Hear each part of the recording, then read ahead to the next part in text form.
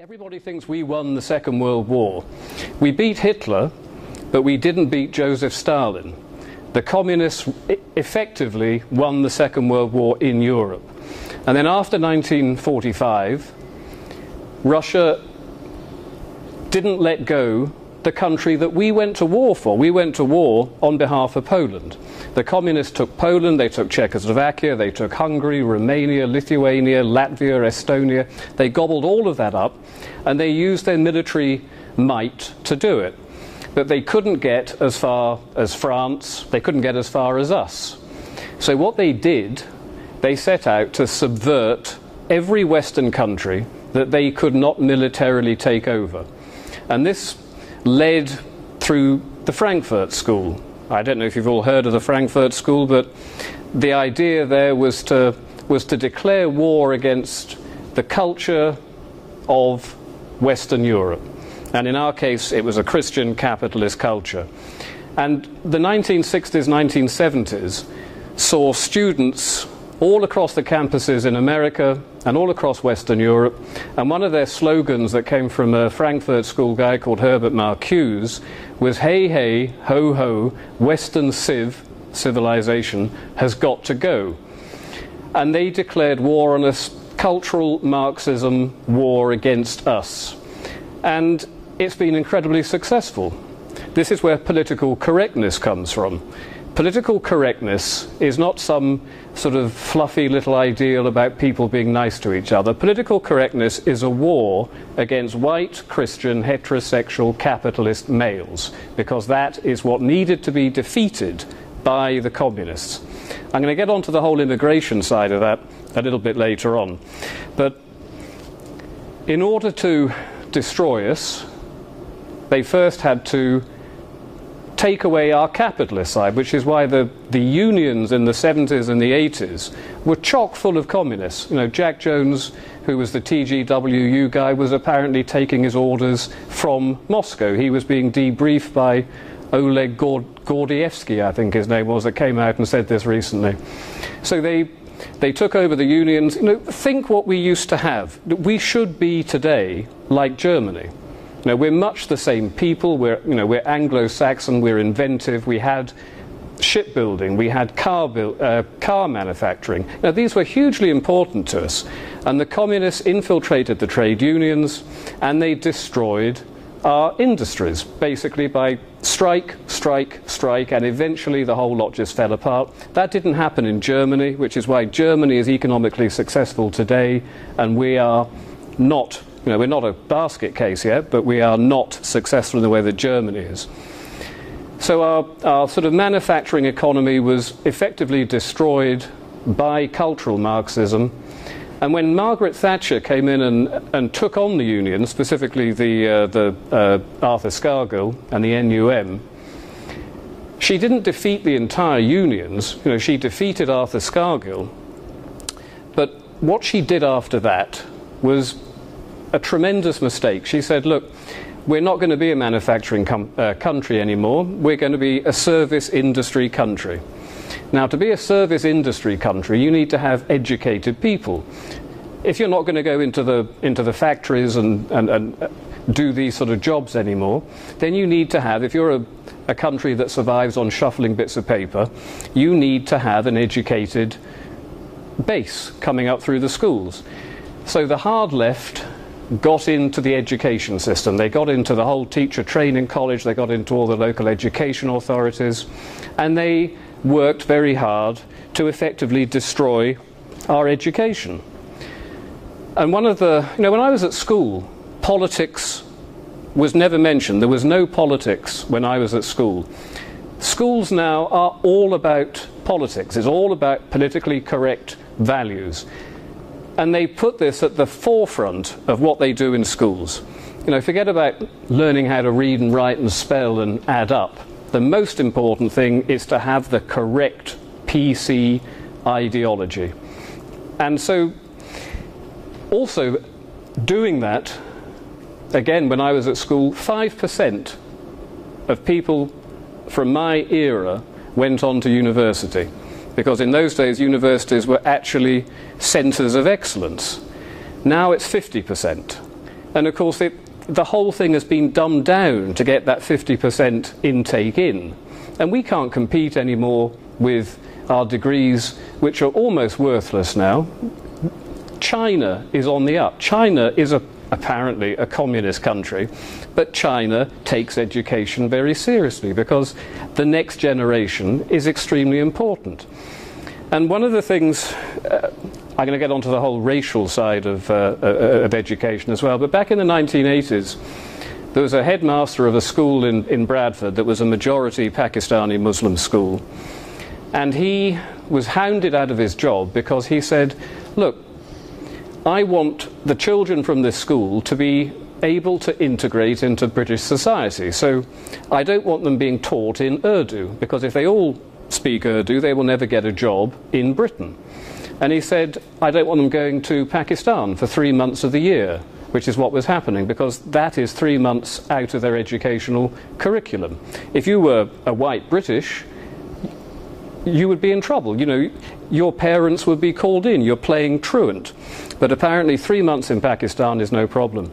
So because he tried to do the best for the Pakistani Muslim children in his school, he was accused of being a racist, and he was hounded out of the teaching profession, completely broken, and never went back to teaching again.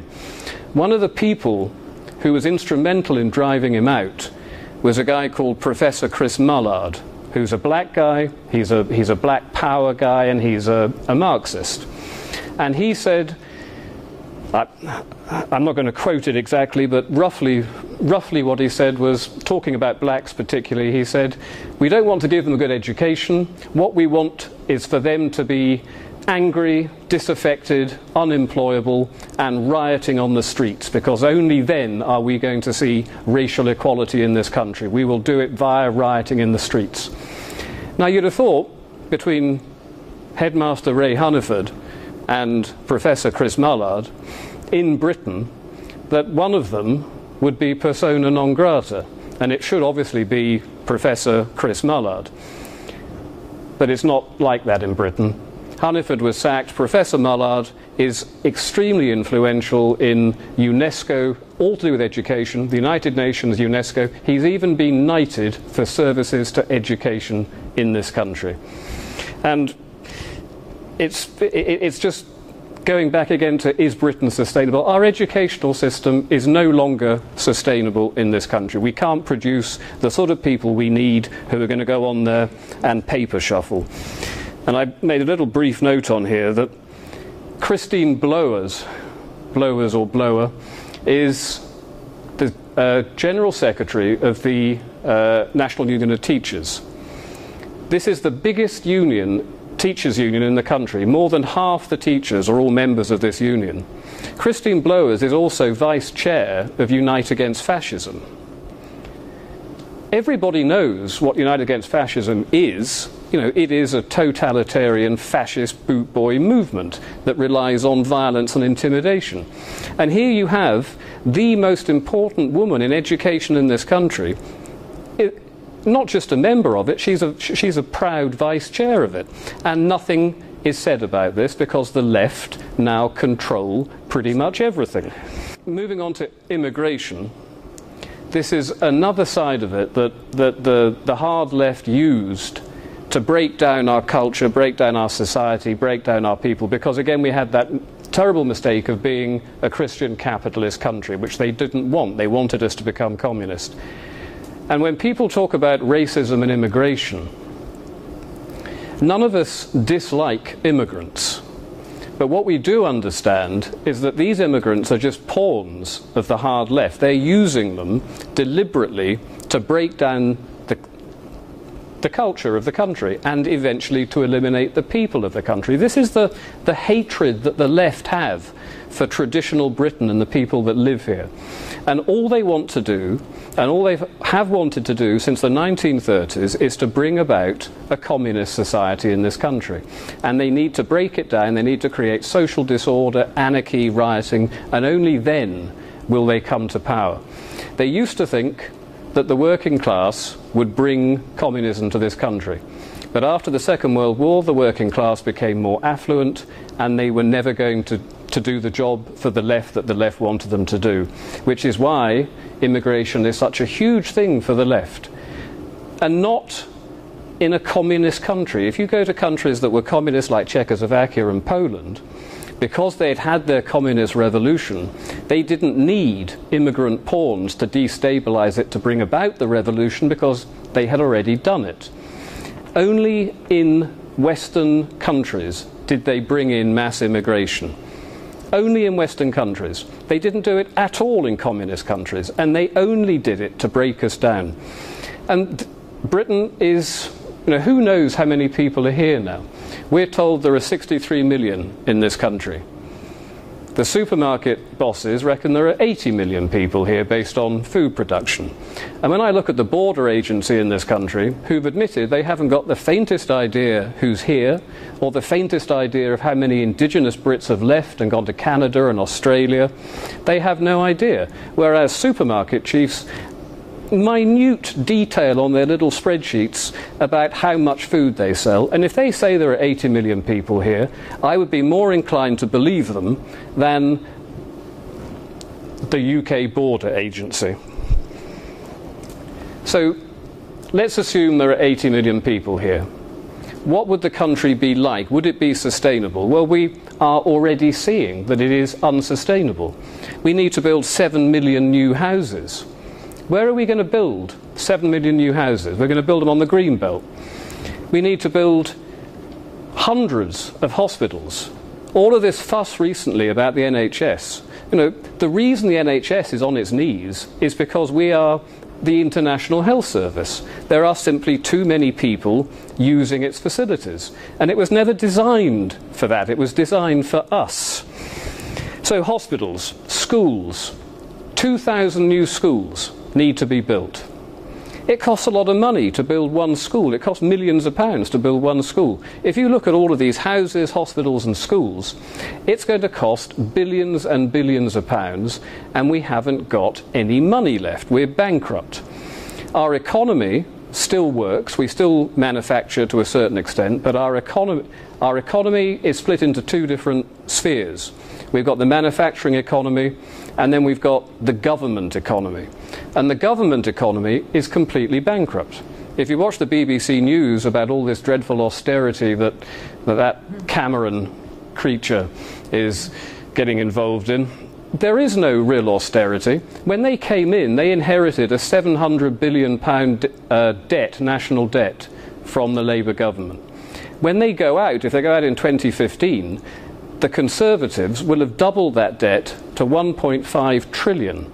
This works out to £75,000, £80,000 per taxpayer. This money is never going to be paid back, ever. It's impossible.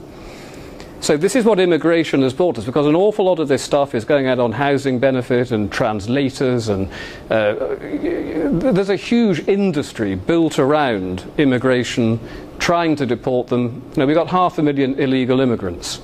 Apparently they are successfully deporting 1 out of every 100. But even then they come straight back in again, and the huge costs involved in this, and the costs with legal aid and lawyers and appeals and appeal judges and the European Court of Human Rights. It goes on and on and on. And we're bankrupt. So effectively, although we are not completely finished today in 2013, if you fast forward to 2030, 2040, we're going to have more immigrants, we're going to have more pressures, we're going to have more people needing all the services that we have, and we are dwindling as the British people. 25% per generation we are declining by. And everyone says, oh look, you're 80% of the population. What's the problem? So, well, the problem is that if 80% of the population only have one child each, and 20% of the population have 4, 5, 6 children each, it only takes one generation to completely transform the demographic makeup of a country amongst the young. And let's face it, the young are really the only important people, because that is the future of the country. You go forward 2 generations, and we are a complete minority. And the fastest growing demographic is Islam. And we've all seen what Islam is like. We know that it's not peaceful. We know that it's supremacist. We know everything about it now. And that is going to be our future. So our future will be Syria, it will be Egypt, it will be Sudan, it will be Somalia. That is the direction that we're going in.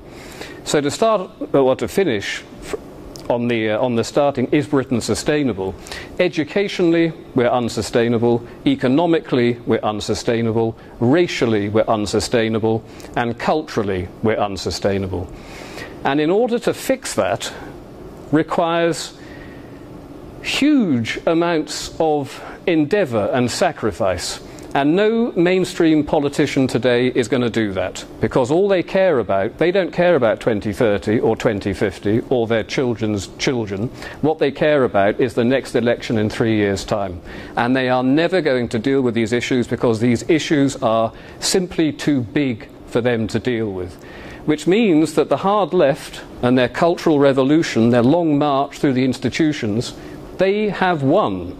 And if we want to beat them, if we want to turn this around, we're not going to do it unless we become counter-revolutionary. And I want to think that Liberty GB is not just a political party, it is a counter-revolutionary party, and we need to take this fight to the left.